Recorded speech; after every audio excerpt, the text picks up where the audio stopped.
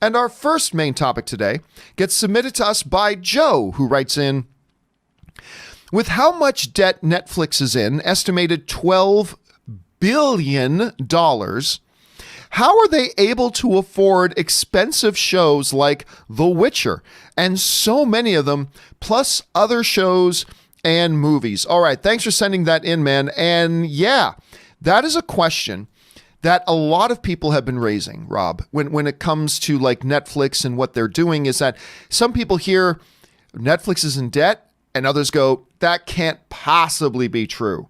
That can't possibly be true. Look at how many subscribers they have at like X number of dollars a month. They have to be in the black. They must be. But nope. The reality is that Netflix is indeed in debt. And they're in debt to the tune of $12 billion.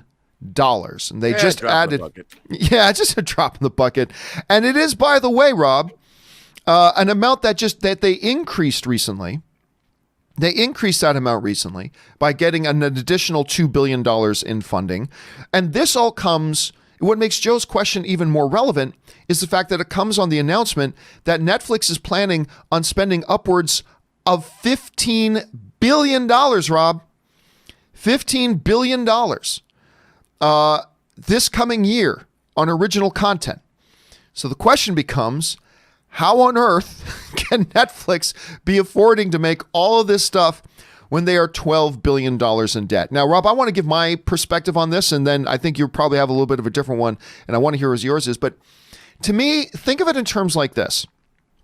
Think of it in terms of you owning or you going to college, you getting your college degree, right? Again? Think of it in those terms. You go to college and get your college degree. For some reason, the culture we live in doesn't value education, so we try to price as many people out of an education as we can. That aside, let's say you go to college and you get your education. Okay, now you are, congratulations, $30,000 in debt. Well done. Does that mean, though, because you're $30,000 in debt, that you can't afford to go to the movies, or you can't rent your apartment, or you can't pay the monthly lease costs on your car, or that you can't do? No, most of the time you can. You can still operate. You can still carry on and do the things in your day that you do. You can still do all that stuff.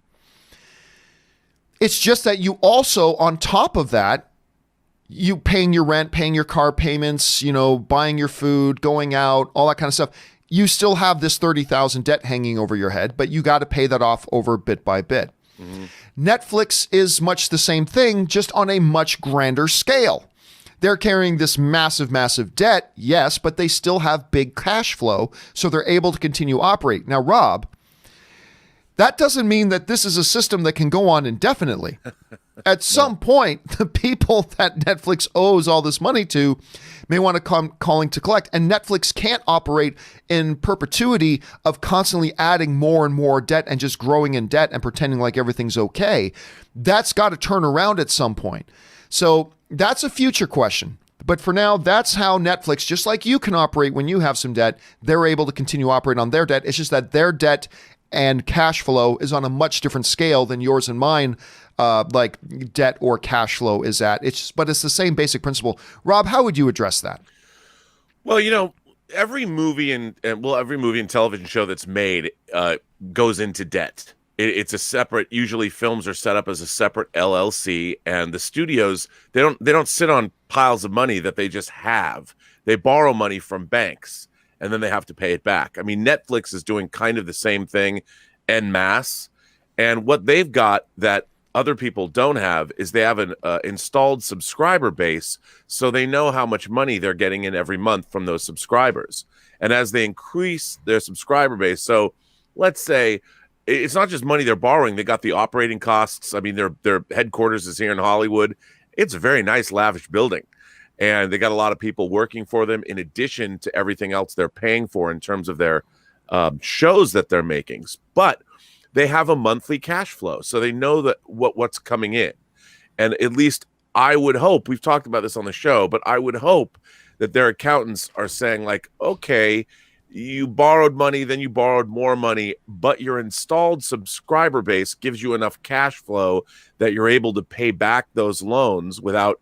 I mean, if you think about it, John, if they've got, say, 150 million subscribers and everybody's paying $10 a month, that's a lot of monthly income. Yeah, that's that's double-digit billions every year. Yeah, and if they can manage that, they can probably. I mean, they knew that they're going in the streaming wars. The streaming wars have. You've got Disney Plus, you've got Apple TV, you've got the Peacock about to drop, you've got HBO Max coming.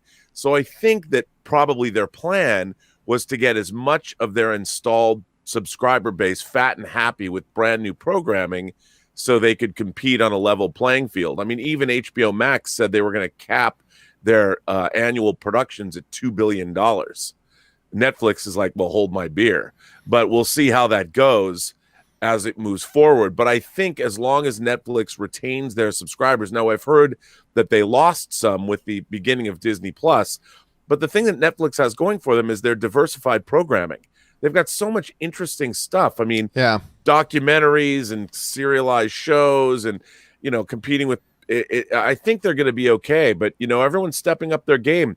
The new season of The Expanse, Amazon really upped the production value of that show, and they're even shooting in different aspect ratios now. The exterior stuff looks really cinematic, and I just think hopefully people don't get greedy.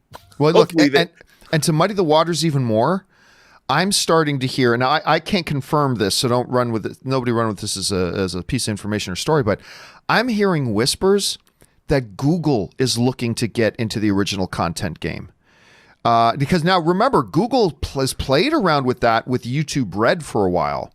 Right. But with their I've been hearing whispers that with Google's Play Store platform, that they could literally roll out a version, I'm just making up this name, like they could roll out their Google Plus with original content. So it's getting there. But all I know, Rob, is even with the cash flow, you can't be Netflix and just having that debt continue to just increase without getting some payoff for that and decreasing the debt. So it's going to be interesting to see how that all turns out. Question here is, guys, what do you think about that? Do you think Netflix is going to be able to sustain this sort of pace for much longer? Do you think you're going to see them turn things around? How do you see it? Jump down to the comment section below and let us know your thoughts.